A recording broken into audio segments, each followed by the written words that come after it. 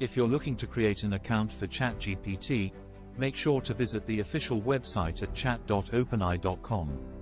This is crucial because there are other links on Google that might redirect you elsewhere. Once on the official website, click on the Sign Up option. During the account creation process, you'll need to provide your email, address, and password. At some point, you might also be required to submit your phone number. Make sure it's accurate because an activation code will be sent to this number. In case you already have an account, you can simply click on Login and use your registered email address and password to log in.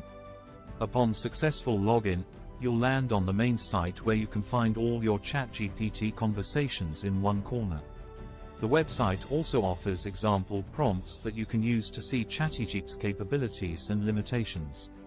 It's important to note that ChatGPT's knowledge is limited to events that occurred after 2021, so it might not be up to date on certain topics. If you're interested in additional features, there's an option to upgrade to the Plus version from the free version.